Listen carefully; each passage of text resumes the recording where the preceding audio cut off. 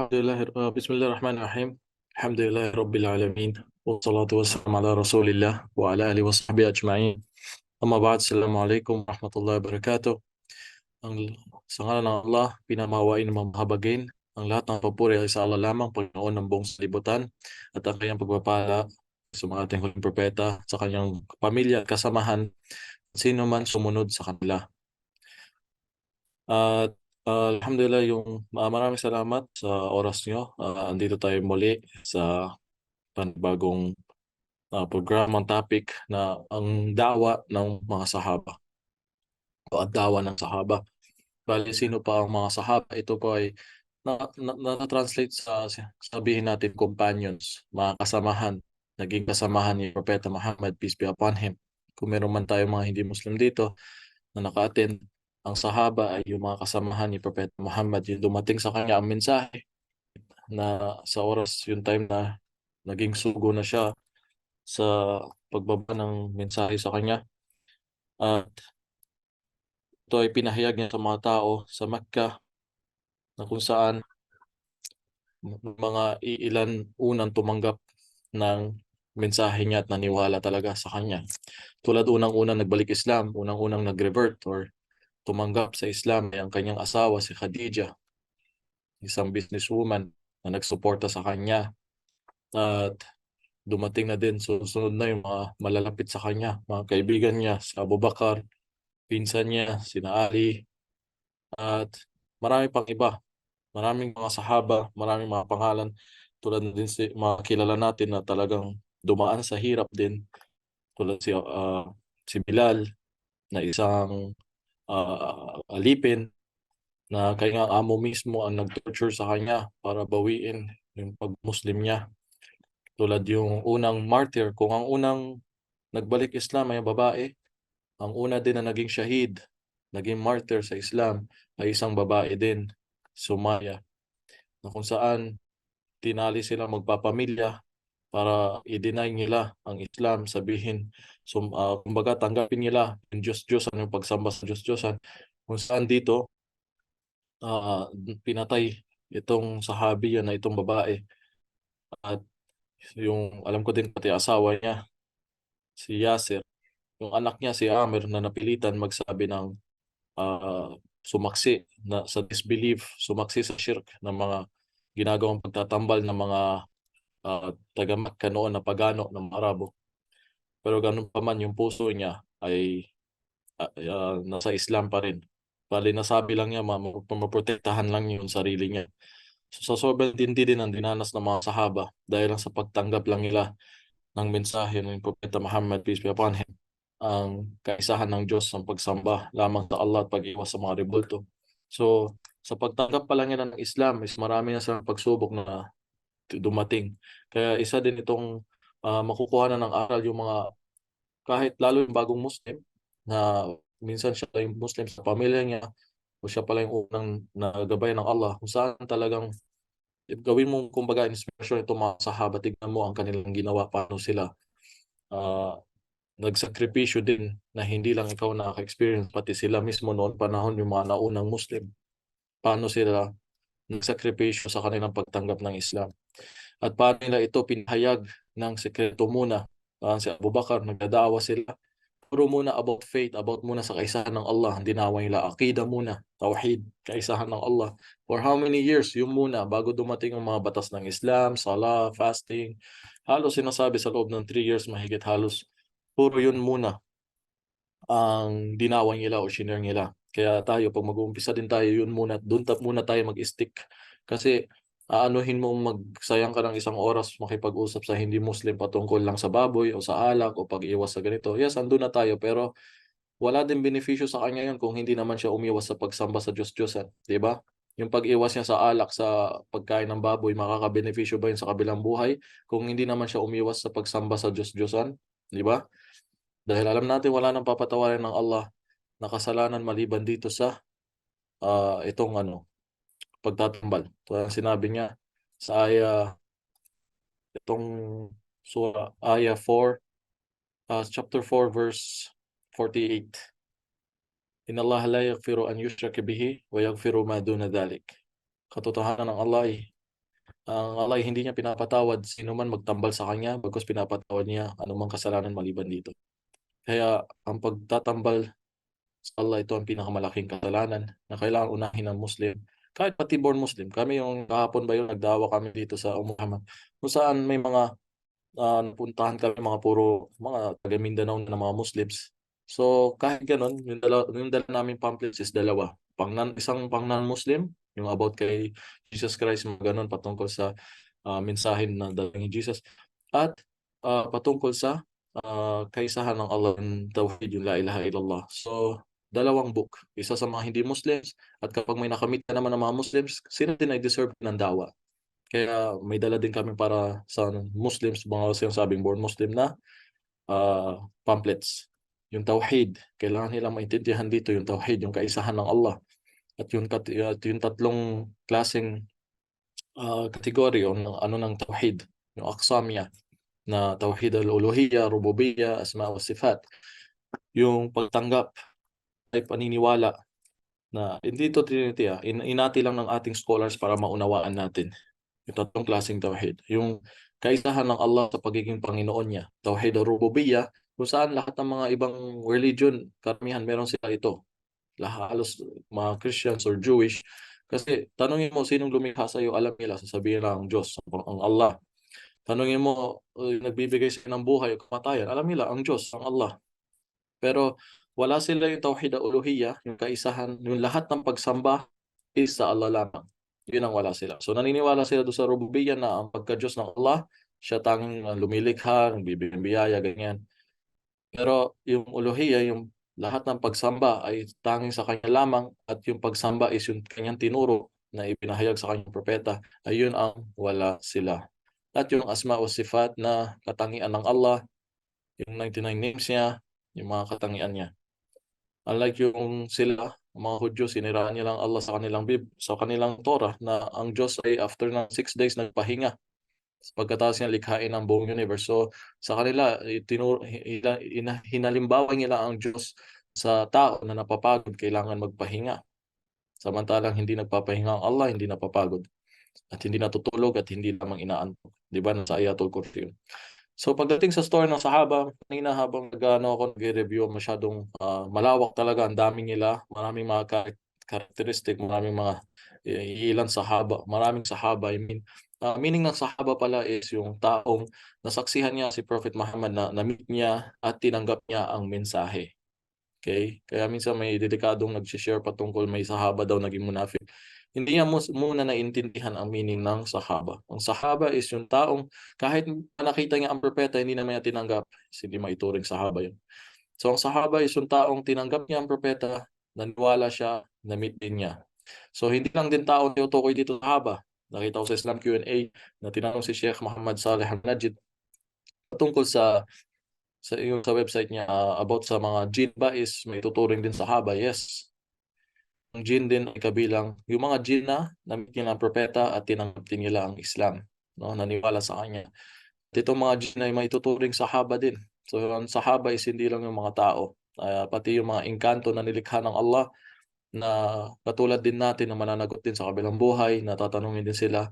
Yung nga lang ang pinagkaiba is hindi natin sila nakikita at ibang creation sila na nilikha mula sa apoy. So may mga grupo ng jinn na tumanggap din ng Islam yung panahon ni Prophet Muhammad SAW, na kanyang dinawa, o yung time na nagbabasa siya ng Quran, na narinig nila ito at bigla silang agad nanawagan. Imagine mo yung mga jinn na yun, pagkatapos agad nilang marinig yung katotohanan, agad-agad sila nagkalat na nagpunta sa mga kasama nila at nagtawag na may narinig silang mensahe na katulad ng ipinadala kay Musa noon. So nasa Quran yun, tinutukoy sila kung paano yung naging reaction ng mga jinn. So maraming mga sahaba, at hindi lahat sa kanila is yung sinasabing mga mahihirap lang ang tumanggap sa Islam, o marami din mga may kaya ng mga sahaba tulad sa Abu Bakar. Siya nga nagbayad para pakawalan si Bilal na inaapi.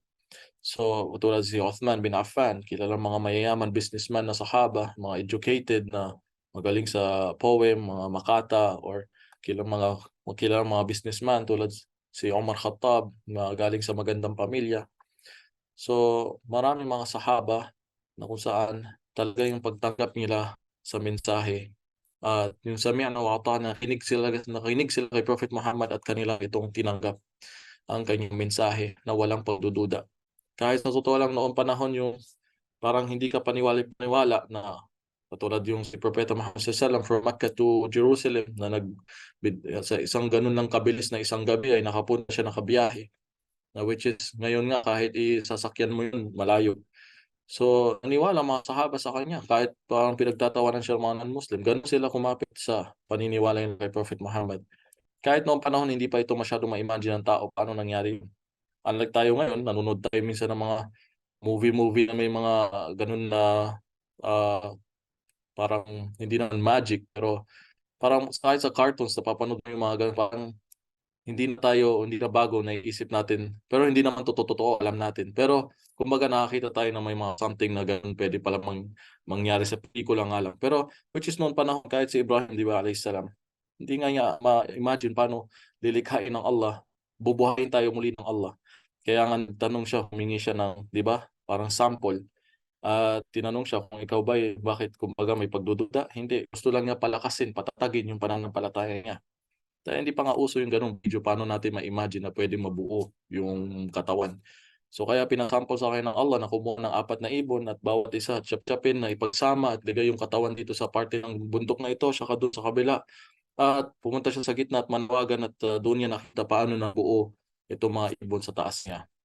Para lumakas din yung paniniwala niya na paano tayo buuin ng Allah sa kabilang buhay, na tayo ay mula sa buto at durog-durog na bumalik na sa lupa. Paano tayo ibabalik ulit ng Allah mula sa kamatayan hangga't sa bubuhayin tayo muli.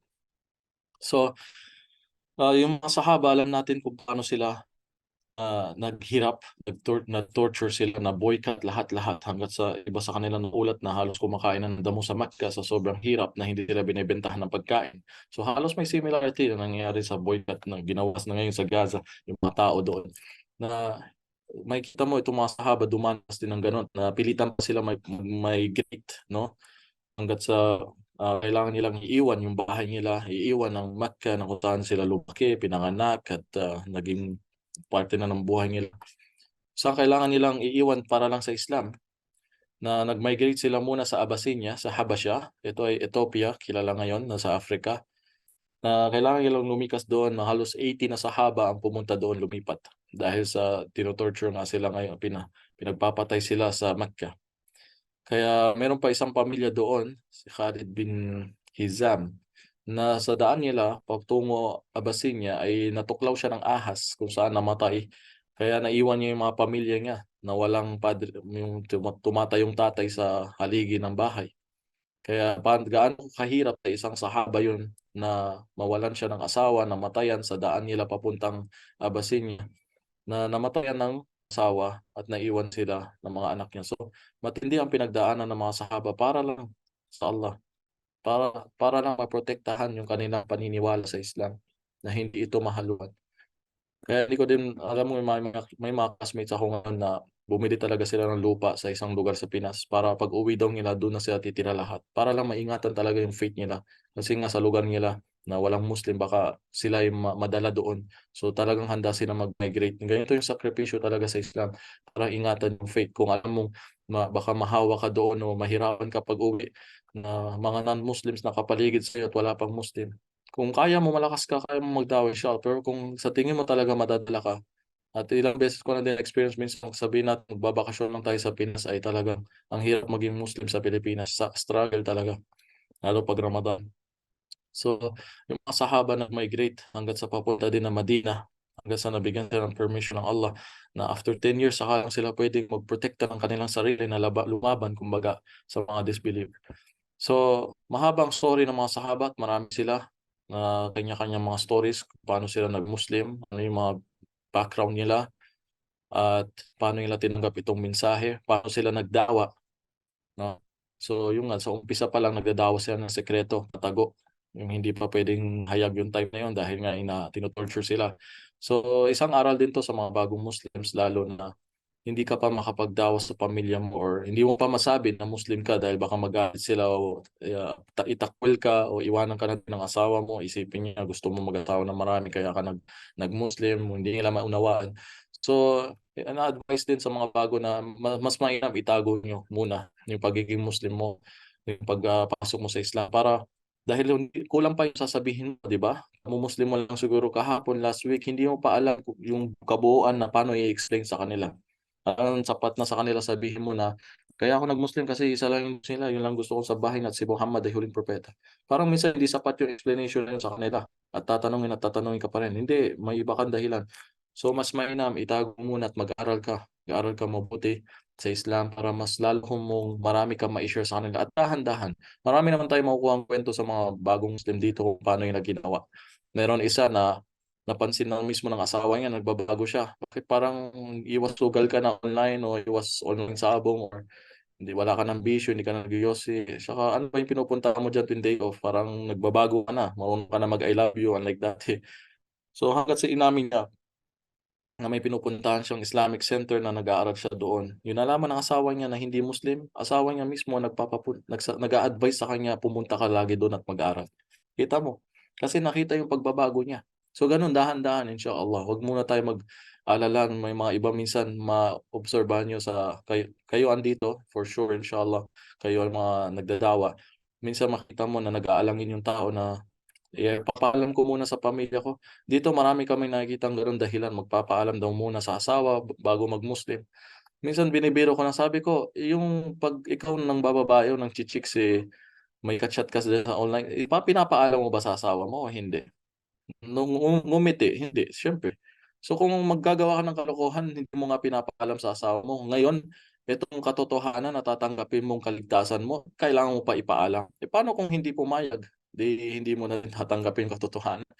Pero samantalang 'pag gumawa ka ng kalokohan, hindi mo nga tinatawag dito, pinapaalam. Tsaka yung about sa nakagisnan, 'no? Sabihin minsan, "Nakagisnan na namin sir, dito na kami pinanganak, eh." Ano nakagisnan? Samantalang para lang sa pera, iniwan mo yung nakagisnan mong bansa kung saan ka pinanganak, iniwan mo pamilya mo, kung saan ka nakagisnan mong lumaki ka, pamilya mo, asawa mo, magulang mo, iniwan mo para lang sa pera, sa papel. Pumunta ka ng Saudi, kahit ibang bansa, ibang pagkain, ibang kultura, tiniis mo, iniwan mo yung nakagisnan mo para lang sa pera. Pero ngayon hindi mo maiwan yung naiwan yung nakagisnan mong mali na ngayon nakita mo na yung katotohanan. Kaya gano'n medyo tamimi at, hindi na bigyan mo siya ng gano'n logic na sample na talagang totoo naman, 'di ba? Yung mga dahilan nila is, bulok na yun, kahit i-ref nila, talagang bulok na para sa 'pag alam mo na yung isasagot sa mga dahilan nila. So ang mga sahaba, halos sa dami nila na walang naiwan sa Mecca o sa Madina, sa kahit lalo yung after ni Prophet Muhammad, peace be upon him, lahat sila naging busy sa isa't isa. Makita mo nga kahit yung namatay si Prophet Muhammad, peace be upon him, nasaan si Abu Bakr, busy. Lahat sila is pumupunta sa mga malalayong lugar, nagdadawa. Kahit nga si Bilal pumunta ng Syria, 'di ba? Doon na nanirahan. Dahil din sa hindi niya makita yung Madina, sa sakit ng loob niya na siyempre nawala ang propeta na kanyang best friend, kanyang kaibigan, tinanggap at pinaniwalaan. So maraming mga sahaba kung saan-saan umabot na bawat lugar, bansa, na sila ay talagang nagparating ng Islam. Kahit tulad si Mu'adh bin Jabal, pinadala siya ni Prophet Muhammad, peace be upon him, sa Yemen. Sabi nga, pupuntahan mo doon is yung mga taong people of the book, Ahlul Kitab, mga pinadalan ng mensahe, yung Torah at Gospel. Ibig sabihin mga Christian at Hudyo. So sila yung pupuntahan mo doon, kaya unang-unang ituro mo is yung La ilaha illallah, Tawhid, Yuwahidullah, sambahin niyo lang Allah, nag-iisa. Pag ito'y tinanggap nila, saka turo yung sala. Pag ito'y tinanggap nila, sunod-sunod na yon, yung fasting, yung zakat, tapos Hajj. Inshallah, step by step ibig sabihin. So yung non-Muslim, pag kinakausap natin, is doon muna mag-focus sa kaisahan ng Allah. At after niya tanggap yung kaisahan ng Allah, sabihin mo din sa kanya, with action din. Hindi yung puro paniwala lang, tulad nag-work ka naniniwala ka, nag-work ka sa company, pero wala ka namang ginagawa, hindi ka talaga nag-work, may ID ka lang sa uniform. So expecting mo ba may sahod ka? So dito sa Islam, hindi mo maniniwala ka lang na Muslim ka pero wala sa gawa, walang sala. Paano mo mapatunayan sa Allah? Anong reward makukuha mo sa kabilang buhay? So yun, inshallah na step by step, kasi may mga iba na minsan hindi na-explain na may sala.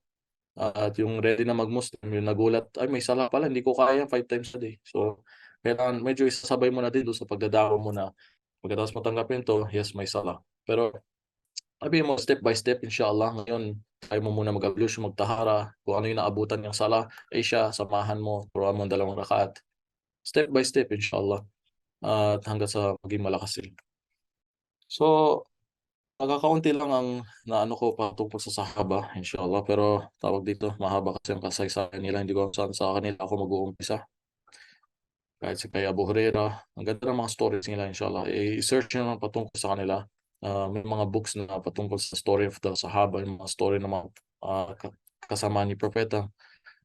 Minsan may mga kanya-kanyang book sila na story to kay Uthman, kay Omar, kay Ali. May mga makakapal na sarili nilang story.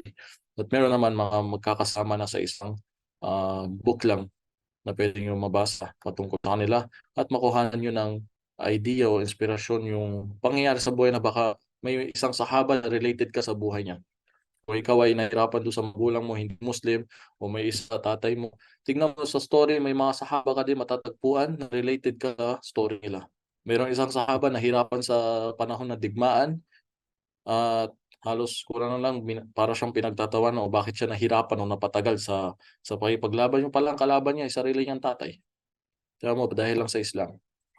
Kaya nga meron kaming classmate noon nagtanong sa teacher namin, yung patungkol sa pera na tawag dito, benefits niya or alam mo yun sa Pinas, yung parang mga insurance.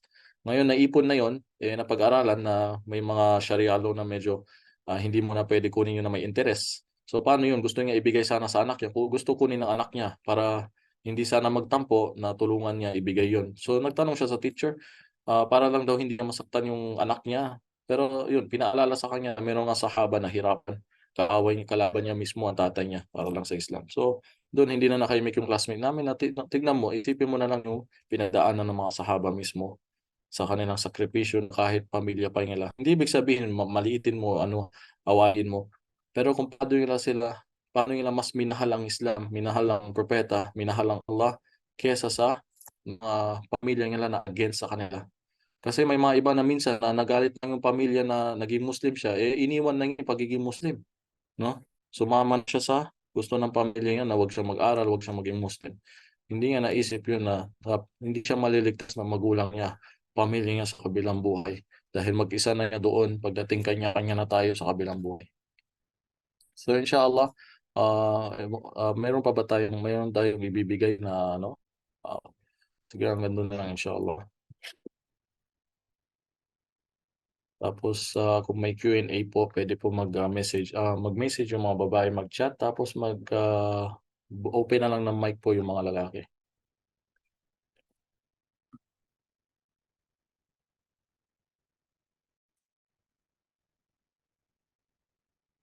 Meron akong gusto ikwento yung patungkol sa dawa, yung pagmumuklim ng mga ibang lahi. Pero siguro sa next topic na lang yun, i-reserve ko siya.